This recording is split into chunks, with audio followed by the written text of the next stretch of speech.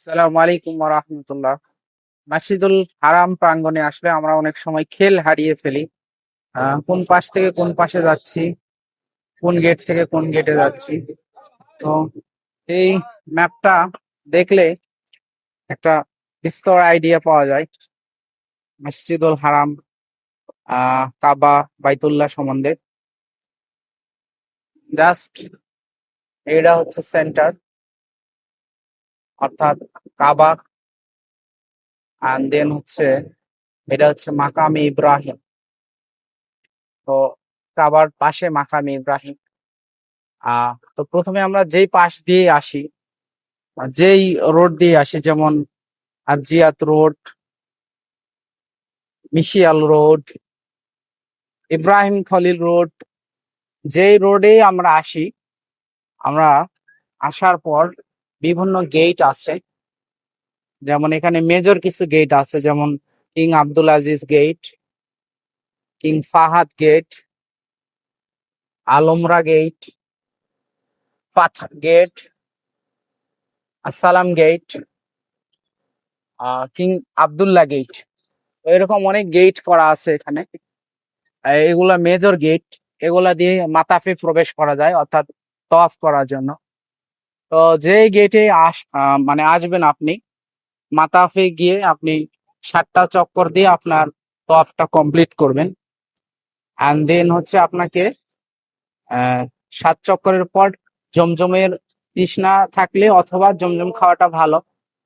জমজম খাওয়ার পরে আপনাকে এখান দিয়ে অনেক যাওয়ার জায়গা আছে, তবে আপনাকে দেখতে হবে যে সাই সাই কোথায় লেখা থাকে, অথবা সাফা লেখা থাকে। তবে সাই বেশিরভাগ লেখা থাকে, সাই এরিয়া এই এই পাশগুলা দিয়ে লেখা থাকে।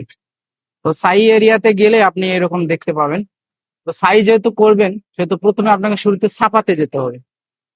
তো সাফার আবার অনেক তলা থাকে, প্রথম সেকেন্ড এরকম অনেক ফ্লোর থাকে। অনেক সময় ফার্স্ট ফ্লোর সেকেন্ড ফ্লোর এগুলো লক করে দিয়ে উপরে কোয়াপের ব্যবস্থা করে, সরি সাইরের ব্যবস্থা করে। তো এটা ডিপেন্ড করে মানুষের চাপের উপরে। তো ধরেন আপনি এখান থেকে তো আপ শেষ করলেন, এন্ড দেন হচ্ছে আপনি আহ খুঁজে নিতে হবে। আপনি যদি ফাতা গেট দিয়ে ওদিকে চলে যান, তাহলে কিন্তু আপনি মারোয়ার দিকে চলে যাচ্ছেন। যেহেতু শুরুটা করতে হবে আপনাকে সাফা থেকে, so you have to come here সাফাতে। যেখানে থাকেন আপনি, যে জায়গায় থাকেন, আপনি সাফাতে আপনাকে আসতে হবে 7 চক্কর শেষ করার পরে। দেন সাফা থেকে আপনি আপনার সাইটা, অর্থাৎ যে দৌড়ানো 7টা, এইটা শুরু করতে হবে। তো এইভাবে সাফা থেকে এইভাবে আপনি চলে যাবেন মারোয়াতে। মারোয়া থেকে এগেন আপনি সাফাতে আসবেন। আহ সাফা থেকে যখন আপনি মারোয়াতে যাবেন, তখন এটা 1 চক্কর হবে, এবং মারোয়া থেকে যখন আপনি আবার সাফাতে আসবেন, এটা দ্বিতীয় চক্কর হবে। তো এইভাবে 7টা চক্কর আপনি শেষ করবেন। করার পরে আপনি যে কোনো গেট দিয়ে আপনি বাইর হয়ে আপনি চুল মুন্ডন করে হালাল হয়ে যেতে পারবেন। আর সলাতের ক্ষেত্রে আপনারা যে রোডেই থাকেন, যেই পাশেই থাকেন না কেন, বিভিন্ন দিক দিয়ে আপনারা কিন্তু এখানে মাতাপে আসতে পারবেন, অথবা মামা মসজিদুল হারামে আসতে পারবেন। এখানে কিছু কাজ হচ্ছে, এক্সটেনশন হচ্ছে, অনেক সময় নিচের গ্রাউন্ড ফ্লোর গুলো বন্ধ থাকে। তো আর এখানে হচ্ছে আন্ডারপাস আছে। এই শুধু এই মাথাফ আর এইটুকু বাদে মনে হচ্ছে পুরাটাই আন্ডারপাস আছে। কারণ নিচে আমি এক ওয়াশরুমে গিয়েছিলাম, ওয়াশরুমে 8 নম্বর ওয়াশরুমে, এখানে দাঁড়িয়ে ভিডিও করছি 8 নম্বরে। তো ওখানে দেখলাম যে নিচ দিয়ে টানেল আছে অনেকগুলো চারিপাশে যাওয়ার জন্য। এমনকি একজন বললেন যে ক্লক টাওয়ারের নিচ দিয়েও টানেল আছে।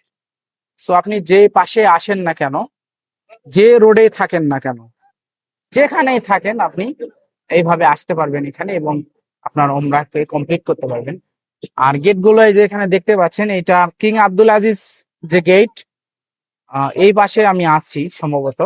আর এই গেটটাকে 1 নাম্বার ধরা হয়েছে, এবং এর পাশে 1 2 3 4 5 7 এইভাবে কন্টিনিউয়াসলি কাউন্ট হচ্ছে, এদিক দিয়ে শুরু হয়ে গেছে। 13 14 15 16 17 এইভাবে আর কি। মারোয়ার ওদিক দিয়েও গেট করা হয়েছে, মারোয়ার ওদিক দিয়ে। এবং ওই গেটটা চলে আসছে আবার হচ্ছে 31 32 39 40, আলমরা গেট 40 নাম্বার এখানে চলে আসছে।